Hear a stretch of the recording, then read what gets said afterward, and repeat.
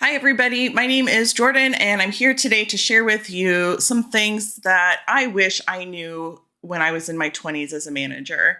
I have over 20 years of experience now being a manager in retail, and there's so much I learn along the way and things I still learn every single day. And that's part of why I like being a manager is I like learning new things and challenging myself. But if you are a manager in your 20s, stay tuned, and maybe you can pick up from my experiences along the way.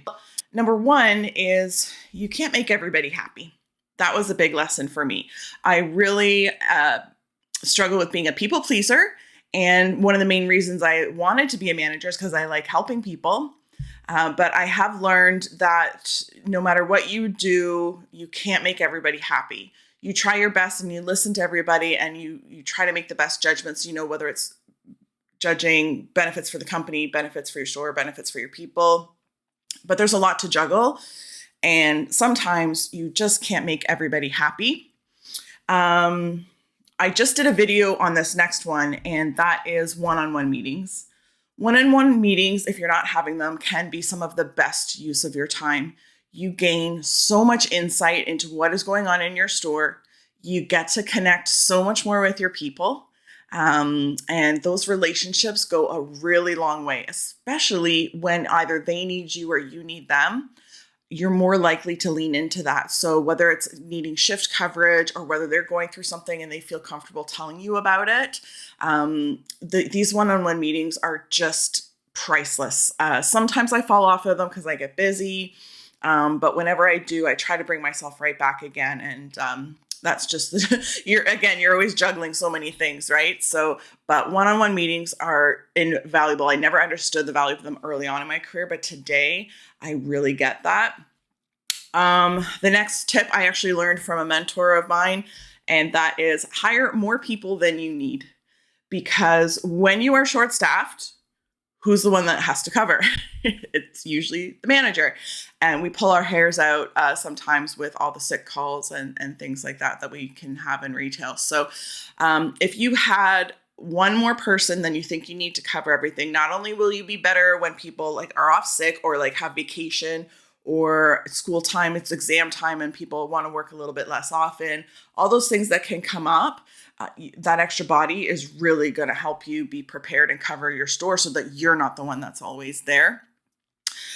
Next is when you're with your customer, with your boss, with your team, whatever it might be, listen to understand. Don't listen to respond. And that small shift can make you so much more of an effective leader. When you're really listening to understand and get the information that can help you make better decisions. When I was younger, I was so I thought I had all the answers. I knew exactly the right thing to say. And, and I still struggle with that sometimes, but listening to understand is just a completely different approach than trying to get your point across. Instead, you're trying to understand what they're trying to say. And you can read the subtext of what they're saying. What they're saying, there might be something underneath that. You can understand their tone of how they're feeling. And you're just a much more, you have a lot more, I call it EQ, emotional quotient, when you listen to understand. Organize your signage. That simple thing is a game changer when you have a promotion coming out.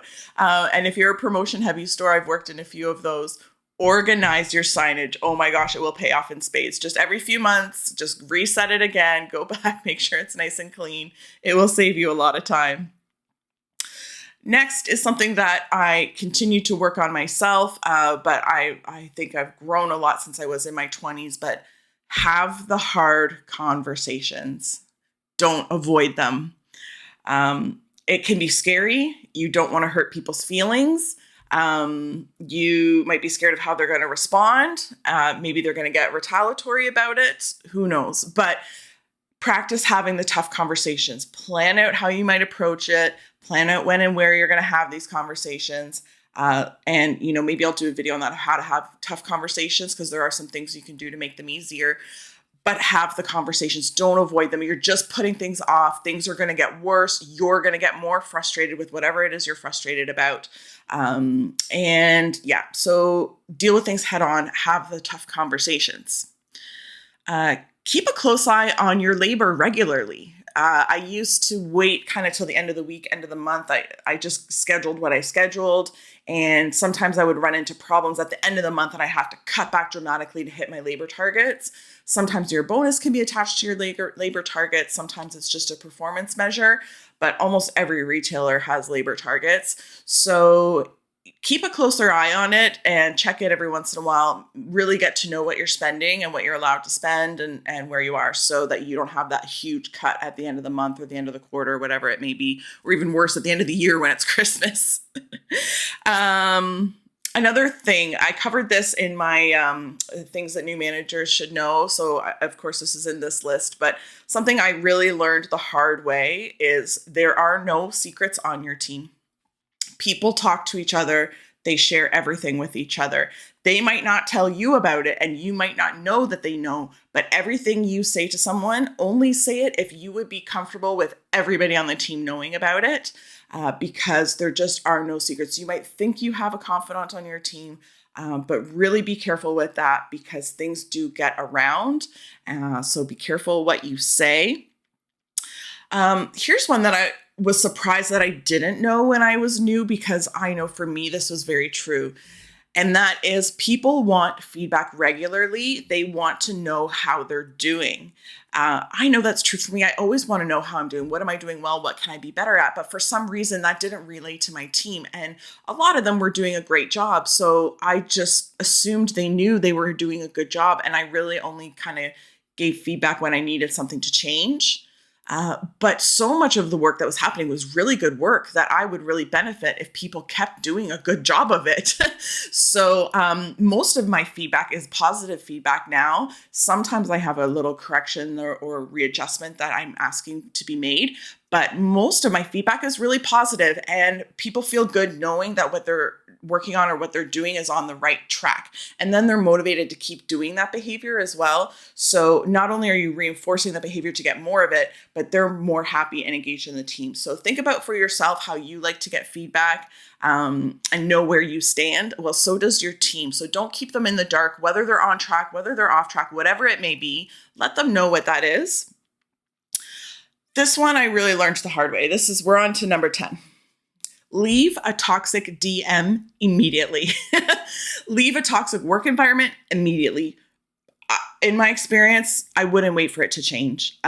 This kind of change is when it's really toxic, is so ingrained into the company and the culture, and is such a huge shift to make that it's not going to happen overnight, and you are going to struggle. And I might get, a lot of comments about this saying, what do you mean you should try to fix things from the inside? And maybe you're right. But I got burned so many times. Well, a few times, not many times, but I got burned just sticking around and trying to fix things, or just trying to get through it, just trying to maybe tomorrow will be better, or they didn't mean what they said, or, maybe I did do such a horrible job at things. I don't know. But the toxic DM is killer to you. It will just stress you out, and it's very little chance that it will change or get better. Retail managers are in demand, especially go-getters like you in your 20s. So please don't waste your time and just find somewhere else. Make yourself happy, right? Life's too short. Number 11, you need documentation to move forward with progressive discipline. Start when things are small, documenting them along the way. And I don't mean that everything needs to be formal documentation. It could just be a note that you had a conversation, whatever it may be. But have the tough conversations, like I said, but also make sure you're making note of those tough conversations, because when the time comes that you want to put them on a final warning or put them, up for dismissal because their performance is really hurting your business and it's not getting any better after multiple conversations, you won't have a leg to stand on if you didn't take notes and get documents signed along the way. So learn that early. Number 12. Oh, this is huge. I learned a lot in my 20s, let me tell you. Good onboarding will save you 50% of your turnover, if not more. Really supporting people in their first 3 months when they're new, giving them lots of extra time where you can, lots of feedback, lots of education and direction, explaining the why behind everything that they're doing.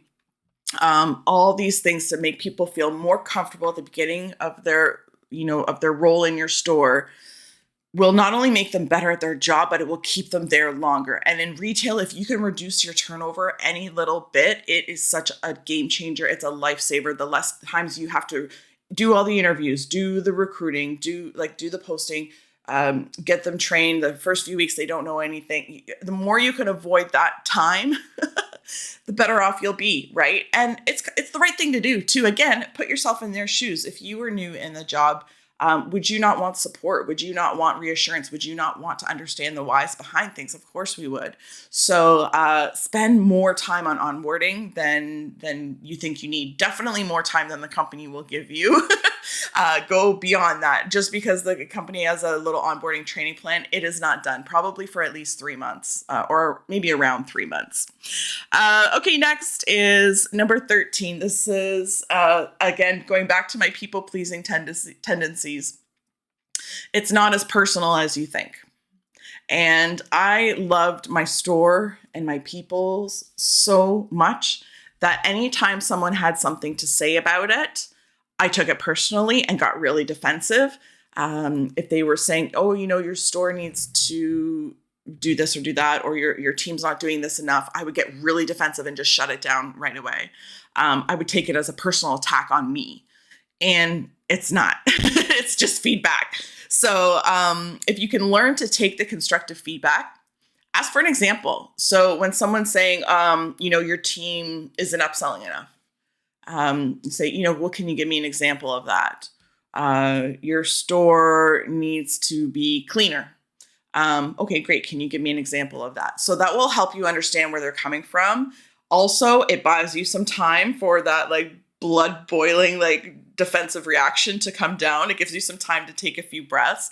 But learn to not take things so personally. It's almost always not personal. It's just feedback.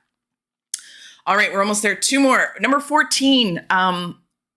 This you will start in your 20s, but you will learn as you grow on in your career. And that is your leadership will affect people for years to come.